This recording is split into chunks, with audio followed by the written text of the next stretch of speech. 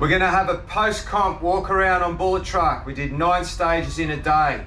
Didn't put a tool on the truck, but we noticed just before the 9th stage, we had a problem.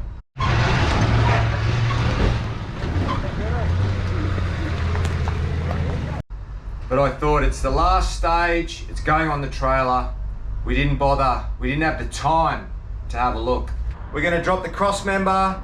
We're gonna have a look to see any potential issues that we may have done at those 9 stages. We're gonna see how tough this truck actually is and whether or not we've bent the chassis. But the first thing that everyone's asking is the knuckles. Did the knuckles come loose? Our mark on that tie rod hasn't moved. Now we did that up like hours before it went on the trailer. Passenger ones also intact. No movement here on the bracket that Brian made for the ram, or we would have paint peeling. That's how we noticed it last time. It's gone up a long way. There's marks even on the cab. I'm very lucky because there's fuel lines above it too that they didn't get crushed.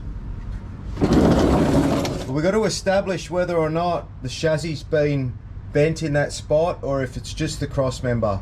I think it's just the cross member.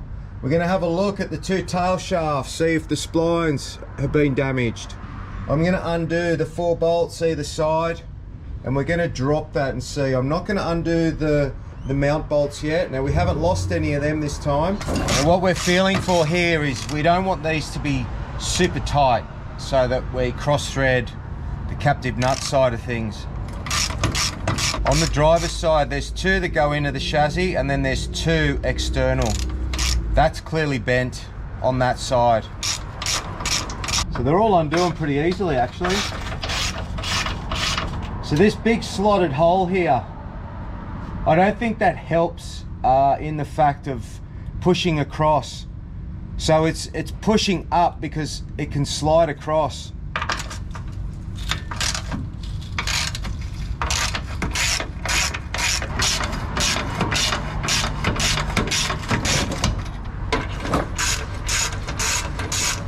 I've noticed too that we have landed on this. There's a good scuff mark there, so hopefully it's not twisted.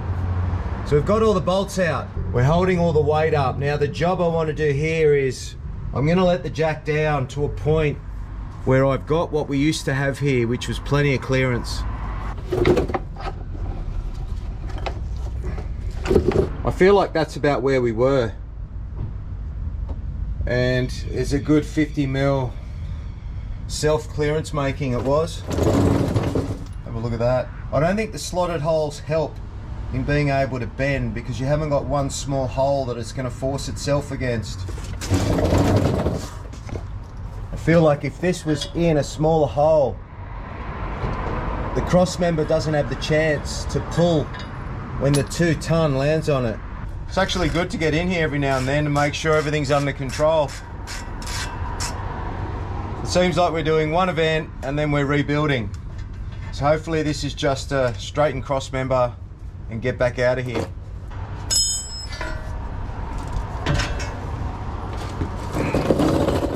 So that factory mount held up okay. Bit of tree in it. Got a factory cross member, single case one, to sort of work out the width of the chassis. Now with the big slotted holes of the trail gear one, it's hard to actually establish how much of a bend, but we saw when I dropped the transfer case that it was about 50 mil.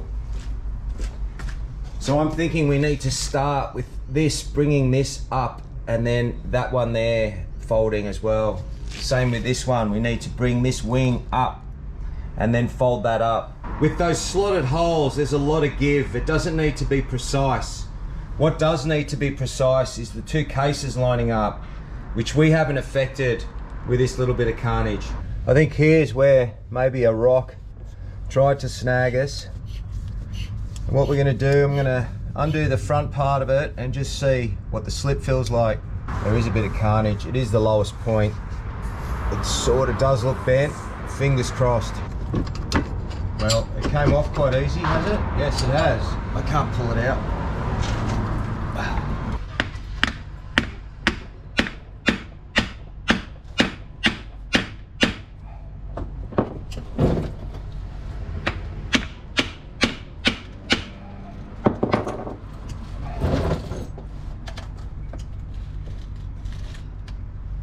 It is tight, isn't it?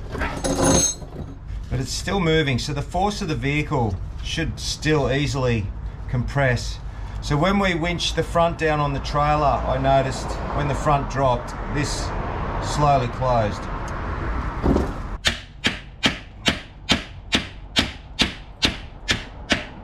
So I mean, if I can hit that with a hammer, the car's going to easily push it. So what I might do is I might pull it apart and just put some grease in it. Yes, I ended up pulling it off. You know, I wouldn't have slept knowing that there could have been a potential problem. So what I need to know is that I, some 80, 100 odd kilo man, can compress and extend this. And then I know that the truck's not going to have a problem and I won't have any pinion bearings or anything like that stressing out.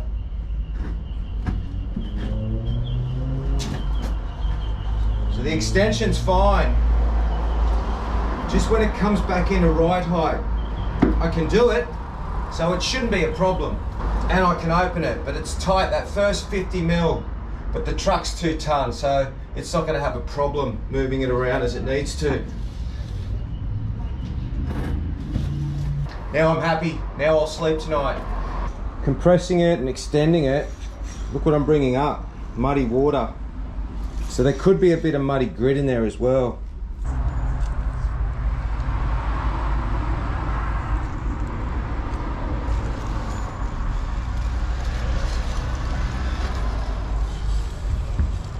Let the washing dry out. Just another example of the maintenance that's needed to keep these comp trucks from not seizing. Good sign and potentially why it's binding up just there at that end. You see this? Witness marks it's been hitting. So what I'm going to have to do with the new disc we've got there is just grind back a little bit of that just to free up the spot that it is touching. Can't take too much off because I don't want to weaken where the unicap goes. The angle on the front isn't that bad, it's pretty much straight. So maybe deleting the double cardan has actually caused me a little bit of grief. It's hitting quite violently by the look of it. I mean, I can't feel that in the truck.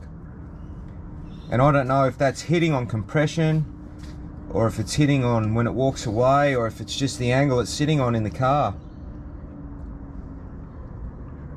But definitely handled the torque straight as an arrow still.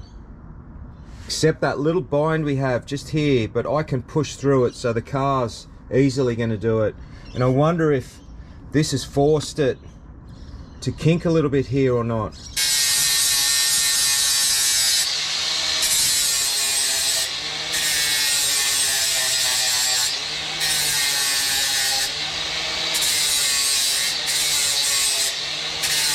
So while it's out, it never really got the treatment it deserved before I put it on.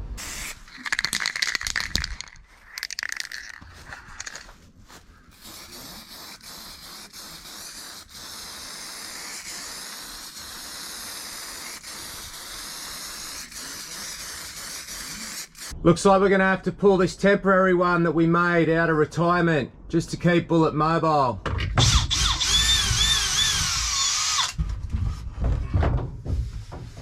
I'm sure you all remember this cross member that we spent sleepless nights trying to make up before a run.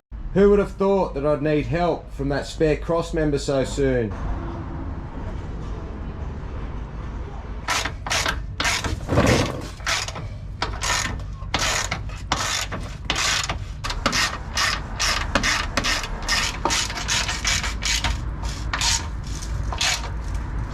So the verdict. There's no weight on that jack anymore. All the bolts are gone in. The chassis will go again. Tough old Bullet. After all we've put it through, we still can't kill it. Okay, what we want to establish here is that I haven't damaged the spline or the slip being able to come in and out. The rear doesn't travel as far as the front, as far as separation or compression. This has been a good shaft. I've had this shaft 10 years, 6mm wall. See, that feels quite stiff, like I can't get that out.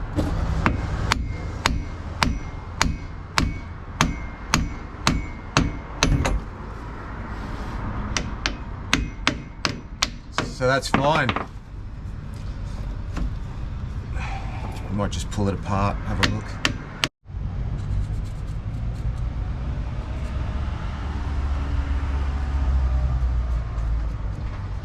I think the rear's bent.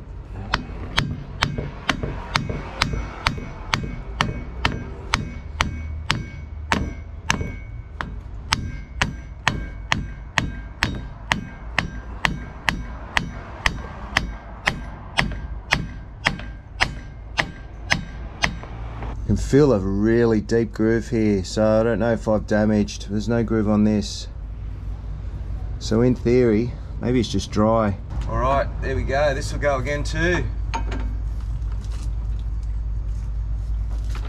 So the rear only comes in and out very minimum.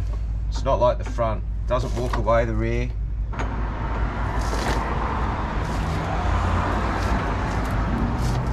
Okay, so it feels all right until I get to that point there, which is where that deep groove is. I'm gonna have to replace the cover on it. I'll throw the spare one on so we can continue to move it around, put it back under cover.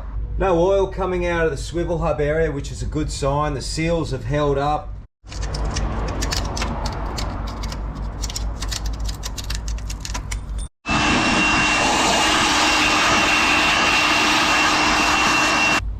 So yes, they're a little bit loose.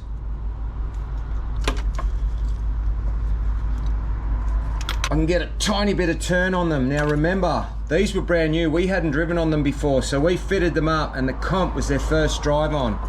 I don't expect there to be any play in the bottom ones. They never do come loose, the bottom ones. Fairy drop Adam.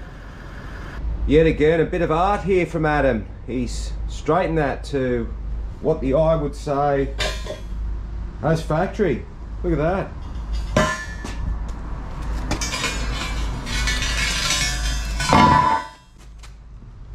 So let's fit it up, and then what we'll do is we'll mark some gussets or braces that we can weld into it for next time. So having our spare one in is the gauge in height. So we'll put the jack on it, I'll undo this one, and then we'll get Adam's straight one back in. And then we'll get to see how good the old boy is. Now I've fitted that front shaft first before I put the cross member in, so that I know my gussets won't get in the way. But just look at the angle. It's nearly straight. It's just hard to imagine how it's been binding. I mean, it does walk away a bit at the front, and we do have quite a bit of down flex. But also too, when this went up 50 mil, it takes the transfer case end up, and then it does create a bit more of an angle. So maybe the carnage happened when that transfer case was up high. I think I'm gonna have to get GoPro under here, even on the next hard social, just to see what this shaft does, how it behaves. Wow, he got it spot on. So I've got the 4 trail gear bolts into the trail gear mount. I've got the 2 bolts here holding the factory mount. And have a look at that, the holes are perfect. But what my issue is having that big slotted hole. We're gonna do some gusseting on this, but maybe we should be cutting another plate and welding it to this plate with just a single hole to stop any give that we might get with the weight hitting up. This side here too, also perfect. So Adam, you've done an amazing job.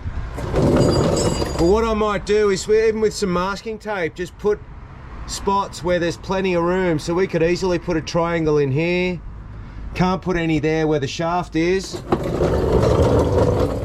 You know, we could easily put a nice big brace through here. I could mock something up out of, you know, a bit of cardboard even, and we should be able to really strengthen this. Got 3 bolts in each side, and I've got 6 bolts between the 2 mounts. So there's still weight on the jack, but not much. You got it pretty good, old Adam. Yeah, you got it spot on, Adam did. Well done, mate. But it's coming back for gusseting and bracing. Let's have a little look at another stage that we did on the Saturday morning. All right, so another track. Again, outlaw open, separate. modified. Very tight through those bunting posts there.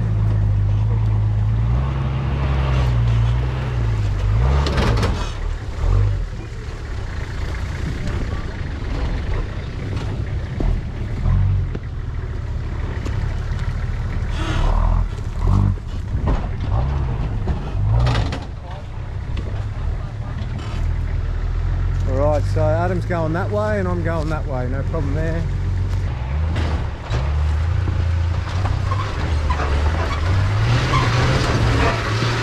Easy, well driven.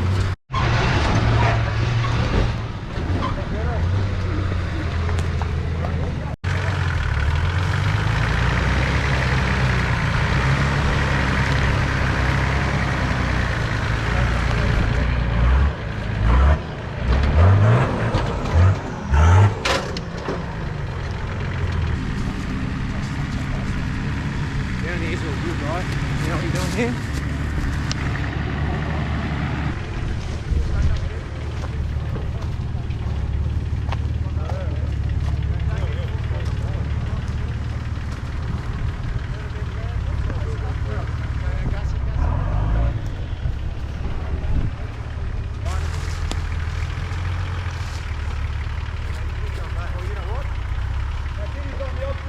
No, you've got to keep coming. Keep coming. Just come as you are. Listen, okay. Start going a little bit, right hand down. Okay,